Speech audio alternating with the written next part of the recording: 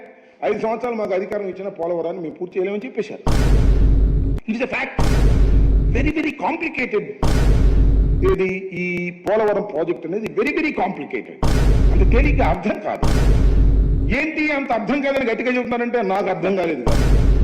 నేను అనేక సార్లు విజిట్ చేసి స్టడీ చేసి అనేక మంది అడ్వైజర్తో మాట్లాడిన తర్వాత నేను నిర్ణయం తీసుకున్నా, ఇది ఇప్పుడు పూర్తయ్యేది కాదు అని.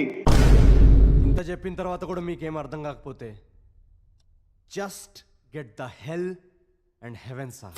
ఎంత నిస్సిగ్గుగా చెప్తున్నారు రాంబాబు గారు మీరు. 5 ఏళ్ళ అధికారం ఇచ్చినా మేము పోలవరం పూర్తి చేయలేదని.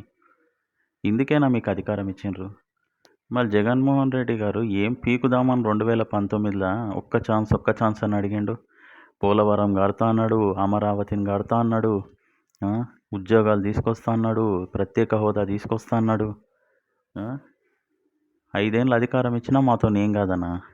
మళ్ళీ ఇప్పుడు 2029లో మళ్ళీ సీఎం అవుతాను అంటున్నాడు కదా జగన్మోహన్ రెడ్డి. ఇప్పుడేం పీకుదామని మళ్ళీ ఇచ్చిన 5 ఏళ్ళలోనే వృధాగా చేసేసారు. మొత్తం 5 ఏళ్ళు మొత్తం పోగొట్టేసారు.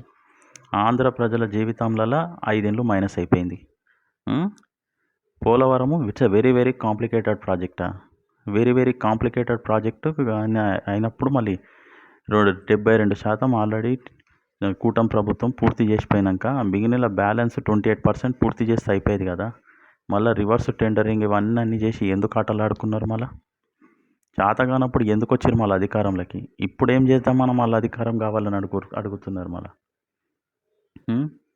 మరి నీకు చేతగానప్పుడు, నీకు కాంప్లికేటెడ్ అనుకున్నప్పుడు, నీకు అసలు అర్థం కానప్పుడు ఇరిగేషన్ మినిస్టర్ ఎందుకైనా ఆ మంత్రి పదవి ఇస్తుంటే మళ్ళీ ఇరిగేషన్ శాఖ ఇస్తుంటే జగన్మోహన్ రెడ్డికి చెప్పొచ్చు కదా, నాకేం అర్థం కాదు, నాకు వీటి గురించి తెలియదని.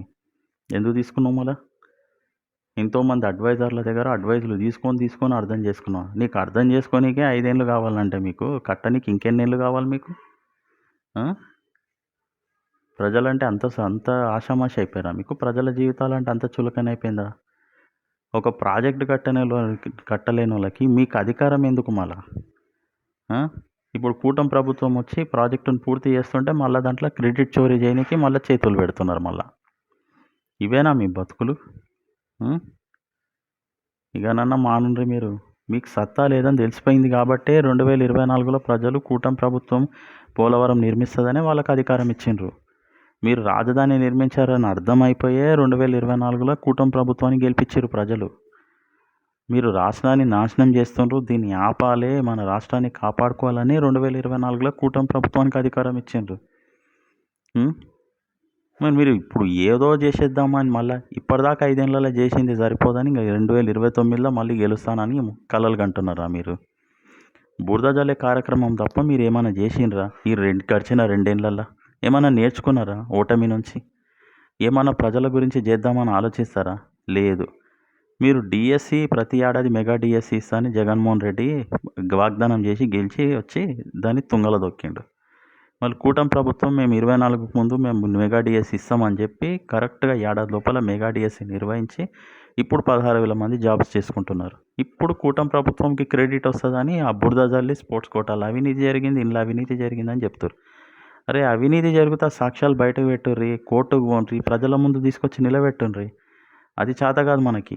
ఫేక్ ప్రచారాలు, అబద్ధ ప్రచారాలు, ఎంతసేపు బురద జల్లడు కార్యక్రమాలు, కూటమి ప్రభుత్వంకి మైలేజ్ వస్తుందంటే విషం కక్కడాలు, ఇవి తప్ప మీరు ఏం చేయలేరు కదా.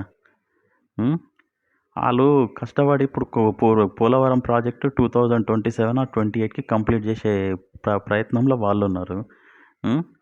మళ్ళీ దాంట్లో ఏదో జగన్మోహన్ రెడ్డి పీకి కట్టలు కట్టిండని మాట్లాడుతున్నారు. సిగ్గు లేదు చెప్పుకోనికి? ఒకరు చేసిన పని మేము చేసినామని చెప్పడానికి.